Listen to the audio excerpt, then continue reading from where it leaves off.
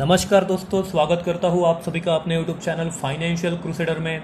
बता दूँ आप सभी को, जैसे पता होगा पिछले हफ्ते में मार्केट में हमें काफ़ी ज़्यादा वॉलेटिलिटी दिखने को मिली थी, जहां हमें मार्केट में बड़े बड़े इकोनॉमिक में क्राइसिस, ग्लोबली हमें कोरोना का इम्पैक्ट बढ़ता हुआ दिखाई दे रहा है। वही हमें इंडियन मार्केट बोलो या ग्लोबली मार्केट बोलो, हमें कहीं ना कहीं बढ़ता हुआ दिखाई दे रहा है। इसके पीछे के रीज़न क्या है? क्या आगे भी आने वाले हफ्ते में ये मार्केट बढ़ते रहेगा? क्या नए नए अनाउंसमेंट हुए हैं गवर्नमेंट की तरफ से, और आने वाले दिनों में मार्केट का हाल क्या रहेगा? निफ्टी के नेक्स्ट लेवल क्या होंगे? आपको क्या करना है? आपकी स्ट्रेटजी क्या होनी चाहिए? सभी का हम डिस्कस करेंगे दोस्तों। बस मेरी आपसे रिक्वेस्ट है, वीडियो के साथ एंड तक बने रहे। मैं आपका दोस्त स्वागत करता हूं आप सभी का अपने यूट्यूब चैनल फाइनेंशियल क्रूसेडर में। तो दोस्तों, आप अगर चैनल पर नए होंगे तो चैनल को सब्सक्राइब करना बिल्कुल ना भूलें, क्योंकि जो भी latest updates stock market related आती है वो हम आपके लिए लेके आते हैं। तो इसी के साथ आज का वीडियो शुरू करते हैं। बता दूं दोस्तों आप सभी को, मार्केट में काफी बढ़िया संकेत हमें आ गए हैं, और इसके आगे से क्या हमें मार्केट बढ़ता हुआ दिखाई दे सकता है? क्या इससे मार्केट और नीचे जाएगा? कितना नीचे आएगा? इस पर मैंने तो आपको वीडियो बता दिया था, आज भी मैं डिस्कस करूंगा। उससे पहले हम जान लेते थे मार्केट में ऐसी कुछ न्यूज आई है, वो आपको पता चलना और वो आपको मालूम होना ये काफी जरूरी हो जाता है दोस्तों। कल मार्केट शुरू होने से पहले कहीं ना कहीं आपको पता चल जाएगा कल मार्केट में क्या होगा। आपको बता दूं 20 अप्रैल से गवर्नमेंट ने जारी कर दिया, लॉकडाउन धीरे धीरे धीरे शुरू किया जाएगा। और कहीं बता दो आपको, तो कुछ सेक्टर जो है जैसे एग्रीकल्चर, इसेंशियल जो भी चीज़ें होगी वो अभी शुरू हो जाएगी। और उसके बाद अगर मैं बात करूंगा तो ट्रैवलिंग, ट्रांसपोर्ट, कम्युनिकेशन, ये जो भी बड़े बड़े सेक्टर्स है अभी भी हमें कहीं ना कहीं, शॉपिंग मॉल, सिनेमा कहीं ना कहीं हमें बंद दिखाई देंगे। तो कौन से सेक्टर होने वाले हैं शुरू? क्या इसका इम्पैक्ट मार्केट में होगा? कौन से स्टॉक पर आपको नजर रखनी है? तो सबसे पहले जाते हैं इस हफ्ते में मार्केट में क्या हुआ था। तो बात करते हैं सबसे पहले Q4 earning, Infosys and ACC. आपको बता दूं पिछले हफ्ते की अगर मैं बात करता हूं तो टीसीएस और विप्रो जैसी बड़ी बड़ी दिग्गज कंपनी के रिजल्ट हमें आते हुए दिखे थे मार्केट में। और आने वाले हफ्ते में हमें इन्फोसिस, टाटा एल्क्सी के 20 अप्रैल, मतलब मैं बात करता हूं कल की, मंडे की, तो इनके रिजल्ट हमें आते हुए मार्केट में दिखेंगे। वही अगर मैं बात करता हूं ACC, CRISIL, Den Networks, ICICI Prudential Life Insurance, Tejas network, इनके हमें कहीं ना कहीं 21 अप्रैल को रिजल्ट आएंगे Q4 के। वही अगर मैं बात करता हूं माइंडट्री, आईटी सेक्टर की दिग्गज कंपनी, उसके भी रिजल्ट करीबन 24 अप्रैल को हमें दिखाई देंगे। वही अगर मैं बात करता हूं परसिस्टेंट सिस्टम की, तो 25 अप्रैल को इनके भी क्वार्टर के रिजल्ट आने वाले हैं। तो इन स्टॉक पर भी आपकी नजर आपको बनाए रखनी है। बढ़ते हैं नेक्स्ट न्यूज की, वो है आरबीआई लिक्विडिटी बूस्टर।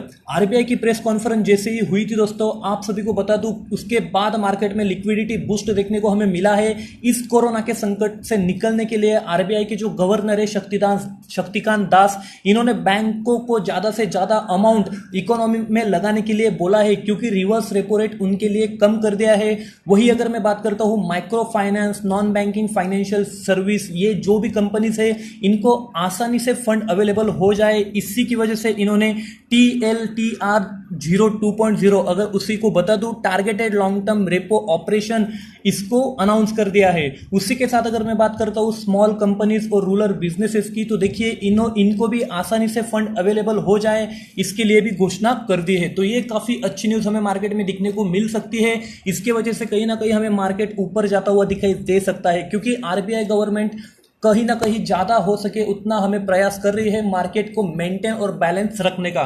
बढ़ते हैं नेक्स्ट न्यूज की, तो वो है output cut impact on crude price. आप सभी को जैसे बता दूं, काफी दिनों से हमें क्रूड ऑयल की प्राइस में कमी देखने को मिली है। कहीं ना कहीं $30 प्रति बैरल इतनी गिरावट हमें पिछले हफ्ते में दिखने को मिली थी, जो एक हिस्टोरिकल ब्रेक मैंने दिखने को मिला था, एक कट हमें मार्केट में दिखने को मिला था।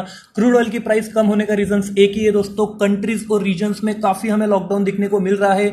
इसी की वजह से ट्रांसपोर्टेशन हमें अभी भी बंद यहां दिखाई दे रहा है, और इसी की वजह से इसकी डिमांड बहुत हमें कम दिख रही है। और इसी डिमांड के चलते अगर मैं बता दूं आपको, ओपेक ये एक संगठन है दोस्तों, एक बोल दिया है ऑयल जो इंडस्ट्री है, ऑयल सेक्टर, ये काफी संकट में आ गया है कोरोना की वजह से। तो कहीं ना कहीं इसका भी इंपैक्ट हमें मार्केट में दिखने को मिल सकता है।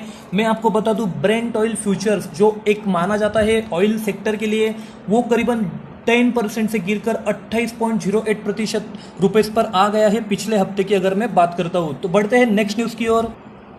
वो है रूपी एट रिकॉर्ड लोज। मैं बात करता हूँ दोस्तों रूपी की, तो ये दिन ब दिन गिर रहा है। अगर मैं बात करता हूँ यूएस डॉलर के कंपेयर में, तो आज की अगर मैं बात करता हूँ तो 76.86 के करीब ये आ रहा है और 77 के मार्क को ये जल्दी ही छू जाएगा, इसका प्रेडिक्ट किया जा रहा है। तो जितना ज़्यादा ये टूटेगा उतना मार्केट कहीं ना कहीं हमें इकोनॉमी पे इंपैक्ट होता हुआ इसका दिखाई दे सकता है। तो इस पर भी आप अपनी नज़र बनाए सकते हैं। बढ़ते हैं नेक्स्ट न्यूज़ की ओर।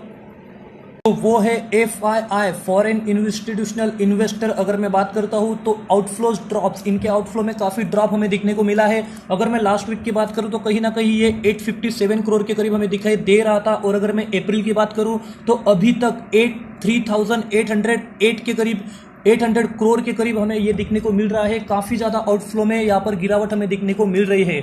अगर मैं बात करता हूं NSDL डेटा की, तो 2020 से लेके अभी तक अगर इनकी बात की जाए तो इन्होंने करीबन 1,20,000 करोड़ के करीबन इन्होंने कैश पुल्ड आउट कर रही है। तो ये भी एक सबसे बड़ा संकेत हो सकता है, कहीं ना कहीं ये कैश होल्ड करके रख रहे हैं। मैंने पहले भी आपको बता दिया है दोस्तों, कैश इज किंग, क्योंकि मार्केट काफी ज्यादा गिरावट आ सकती है। मार्केट में अभी भी मार्केट ऊपर जा रहा है या मार्केट नीचे आ रहा है, ये कोई मैटर नहीं करता, क्योंकि आप सभी को पता है ये बड़ा खेल चल रहा है। और इस खेल में अगर लालच में आप आ जाते हो, ग्रीडी हो जाते हो, तो कहीं ना कहीं आप फंस जाते हो। तो आपको बस लालच में आना नहीं है, आपकी कैश को होल्ड करके रखना है, क्योंकि कैश अगर होगी तो आप किंग होंगे।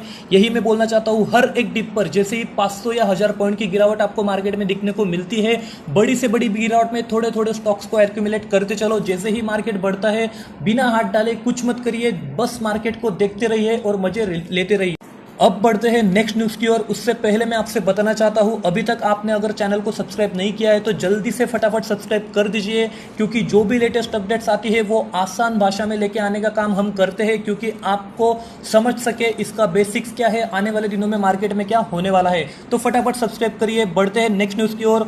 वो है कोरोना वायरस काउंट राइजिंग। आप सभी को जैसे पता होगा, अगर मैं बात करता हूँ इंडिया की, तो करीबन 15,000 से ज़्यादा केसेस हमें दिखने को मिल गई है। और अगर मैं बात करता हूँ ग्लोबली, तो कहीं ना कहीं हमें 22 लाख के करीब हमें यहाँ पर कोविड केसेस सामने आ चुके हैं। और अगर डेथ केसेस की मैं बात करता हूँ तो 1.6 लाख यहाँ पर डेथ सामने आ चुके हैं।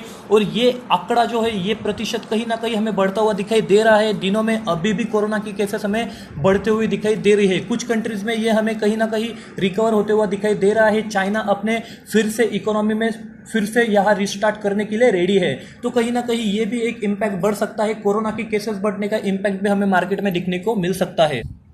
बढ़ते हैं नेक्स्ट न्यूज की ओर। आप सभी को जैसे पता होगा, factories and construction to resume. April 20 के बाद कुछ सेक्टर की अगर मैं बात करता हूं तो कहीं ना कहीं, अगर मैं रूरल सेक्टर की बात करता हूं तो कंस्ट्रक्शन साइट्स में हमें फिर से रिजम्पशन दिखने को मिल सकता है। गवर्नमेंट ने अलाउ कर दिया है, कंस्ट्रक्शन वर्कर्स जो भी है इनको अलाउ कर दिया है। फैक्ट्रीज, बड़ी बड़ी कंस्ट्रक्शन साइट यहाँ पर फिर से काम में आ जाएंगी। इसी वजह से हमें NBCC, NCC, अशोका बिल्डकॉन जैसे कंस्ट्रक्शन सेक्टर के स्टॉक्स में यहाँ पर कहीं ना कहीं बढ़ोतरी दिखने को मिली थी। अगर मैं बात करता हूँ कुछ सेक्टर्स की, तो कहीं ना कहीं ये भी हमें शुरू होते हुए दिखाई देंगे और इसका इंपैक्ट भी हमें मार्केट में दिखने को मिल सकता है। मार्केट में बैलेंस आ सकता है। उसके बाद अगर बढ़ते हैं एक इंपॉर्टेंट पॉइंट की ओर, तो मार्केट में एक आशा जताई जा रही है, एक बड़ा और अच्छा पैकेज गवर्नमेंट की तरफ से आ सकता है। उसे बोलते हैं इकोनॉमिक स्टिमुलस अवेटेड। इसको पैकेज, एक बड़ी डिटर्मिनेशन और आशा जताई जा रही है कि मार्केट में ये पैकेज आएगा और कहीं ना कहीं ये मार्केट को स्टेबल कर जाएगा। तो अगले हफ्ते में निर्मला सीतारमण, जो आप सभी को पता है हमारे फाइनेंस मिनिस्टर है, वो एक बड़ा पैकेज ला सकती है और इसी के चलते मार्केट में एक अच्छी खासी रिकवरी हमें दिखने को मिल सकती है। बढ़ते हैं नेक्स्ट न्यूज की और आप सभी को जैसे पता होगा, यूएस मार्केट में हमें काफी कहीं ना कहीं हमें बढ़ोतरी दिखने को मिल रही है। काफी ज्यादा हमें 2-3 दिन से मार्केट ऊपर जा रहा है और उसी का इंपैक्ट हमें ग्लोबली दिखने को मिल रहा है।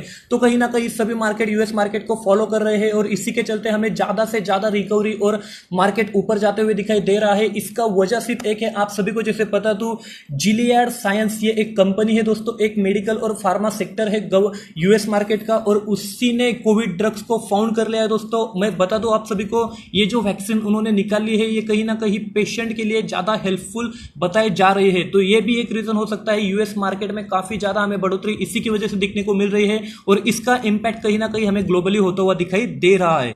अब बात करते हैं ग्लोबल इंडेक्स की। तो ये भी एक इंपॉर्टेंट पैरामीटर हो जाता है कहीं ना कहीं मार्केट को प्रेडिक्ट करने के लिए, आने वाले दिनों में मार्केट क्या होने वाला है, नेक्स्ट वीक में इसकी हालत क्या होने वाली है।